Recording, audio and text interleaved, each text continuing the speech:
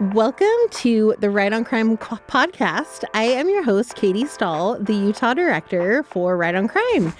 And we're super excited to have Utah Representative Tyler Clancy joining us today. Thank you so much for joining us, Representative Clancy.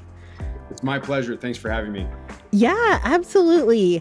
I know as a full-time law enforcement officer and a state representative for Utah County that has Provo, one of the state's largest and fastest growing and award-winning cities down there, you have a lot going on. So I appreciate you're taking the time to do this.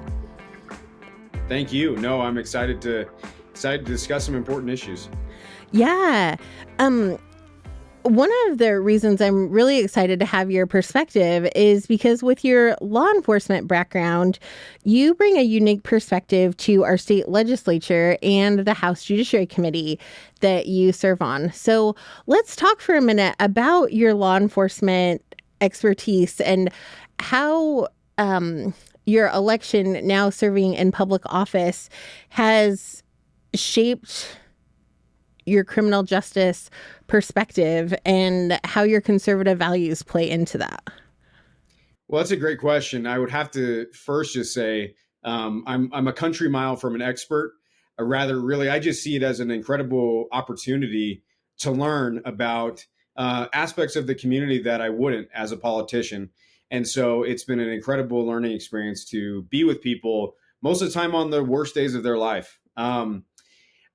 Two biggest things that I see right now as we kind of push forward into the 21st century is as we're really looking at mental health and addiction being drivers of interactions with law enforcement and crime. And I'm sure we'll get into talking about some innovative programs that Utah is looking at doing to help improve people's lives and improve public safety. Yeah, I love that. You answered my next question, which is what criminal justice issues are most important to you. And I think, like you said, that there's that strong interplay that we're seeing between mental health and poverty oftentimes too, right? In being drivers of crime and things that really need community solutions. Absolutely. In Utah, in the 4th District Court, we have an amazing program called Mental Health Court, which is something that the legislature has invested in. And then to your point, the community has really taken the baton and led out on this. I've had the opportunity to see it firsthand and really see how people's lives can be positively impacted. It's a perfect balance of accountability and mercy, helping people get the treatment, get the connection to services that they need in order to stop doing the behavior that got them there in the first place. And so it's a win-win for the community and for the individual who either committed a crime or was involved in the justice system somehow. Yeah, I love that. I love the way that Utah attacks problems in that way of really looking at solutions-based, outcomes-based thoughts. So last year, just kind of tailgating on your comments, last year in Salt Lake City, Right on Crime, I helped host a Reentry forum for employers to educate them and have different voices come to the table about what we can do to reduce recidivism rates and ultimately how that reduction in recidivism creates stronger communities. I know this is something that you are passionate about as well. And in preparing for that forum, when I was looking over our state data to see over 60% in recidivism rates, it certainly leaves a lot of room for improvement. And what are the employment is such an important driver of that. What are you seeing in that space? Well, Katie, I think you framed the issue perfectly. A 60% recidivism rate benefits no one. It doesn't benefit the community who are now re-victimized, whether it's property crimes or crimes against individuals. Regardless, it's still an impact to the community. And it's also not helping individuals when they're having that flow through the criminal justice system and then being released in that same revolving door, kind of how you teed it up perfectly. So I think that's the pressure, that's the momentum behind this movement to really improve our reentry programs. And I have to give a lot of credit in Utah to our new executive director of corrections, Brian Redd. He has talked about a number of initiatives, but ultimately making sure that reentry is something that we begin the minute someone enters incarceration, whether that's at a county jail or a state prison. Instead of looking at it at the very end, here's your papers, here's your shoes, here's your socks, but really focusing on that employment piece, if there's substance abuse and addiction treatment, along with mental health care, making sure people can have those on-ramps to build a stronger community. I love that, Tyler. I was reading recently and loved this analogy. So it talked about how when someone goes into the hospital, the doctors and the team caring for that person don't wait until someone is about to be released before they start making a plan for their care.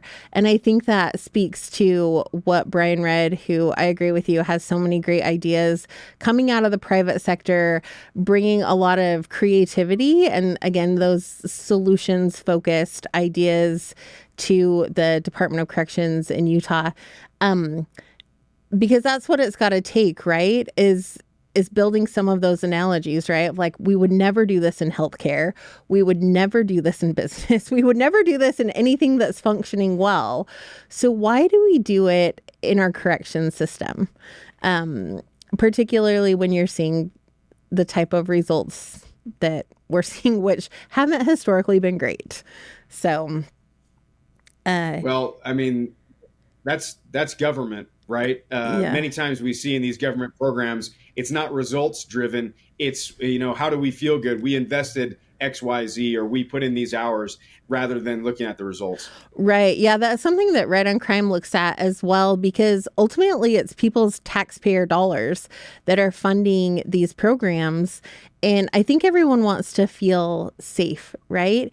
And so what we talk about at Right on Crime is being tough on crime means having less crime.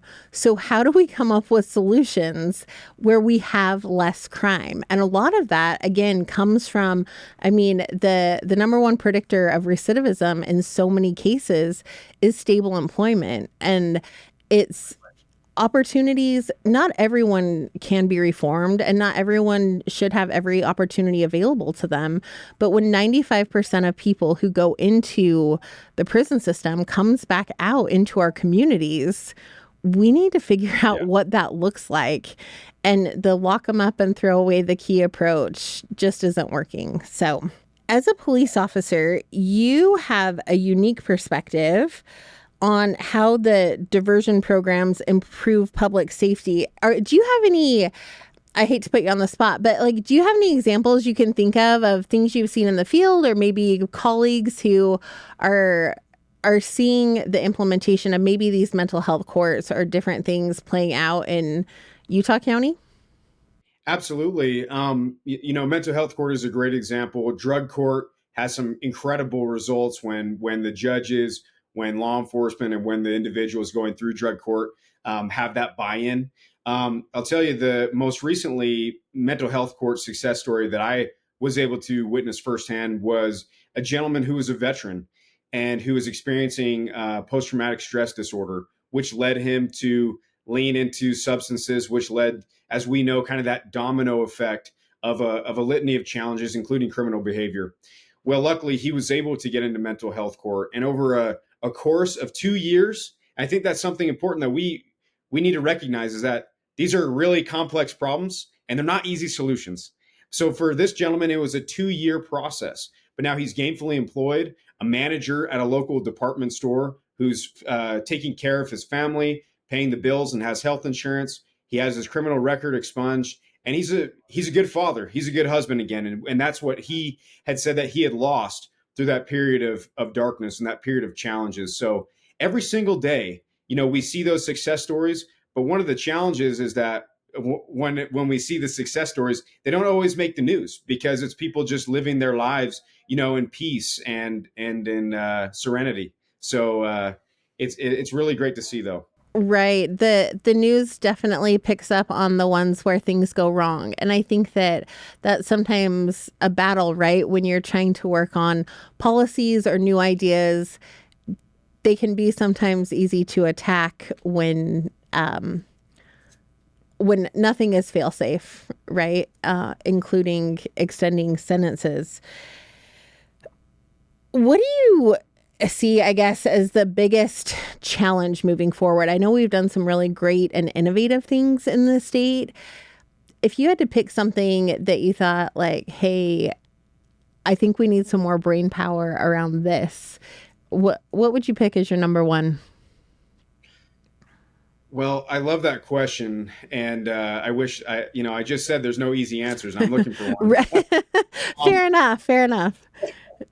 I think that there's a question or a problem that we haven't been able to answer, which is, when you look at addiction and kind of the chronic, what sometimes is referred to as our high utilizers in the criminal justice system, where I feel that many times as just citizens in the United States, we're presented with a false choice that we can either not hold criminals accountable and they can continue that same criminal behavior without any checks, without, maybe they go to jail for 2 hours and they're out the next day assaulting someone on a train or breaking into a business or stealing someone's car. That's not acceptable to voters. It's not acceptable to the American people.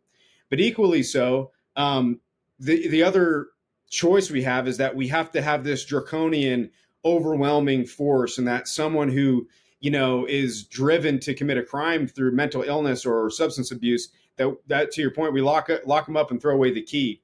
I think what Utah, as we look to innovate, what we're trying to do is thread that needle and answer that question. We want to be able to keep people safe and not subject them to repeat criminal offenders, while at the same time helping those people that you identified find the on-ramps, find opportunities to change those behaviors so that the minute that they get out, and they will, they don't go right back to the same behavior that got them locked up in the first place. I couldn't agree more. Hey, we're almost out of time, but quickly, anything legislatively you're looking at for the upcoming session on this in these areas? Well, I'm pleased to report that I'm working with Brian Redd and the entire incredible team they have at the Utah Department of Corrections to help build some of that reentry framework we discussed earlier. We're also working with employers, both of our chambers of commerce across the Wasatch Front, along with partners in rural Utah, are looking about how can we communicate more effectively with individuals leaving incarceration. What are the expectations for maybe A or B sector so that people don't waste as much time if they're applying for jobs that aren't a good fit for them and vice versa. So we're trying to make sure that we utilize taxpayer dollars most effectively to keep people safe and to help people change and improve their lives.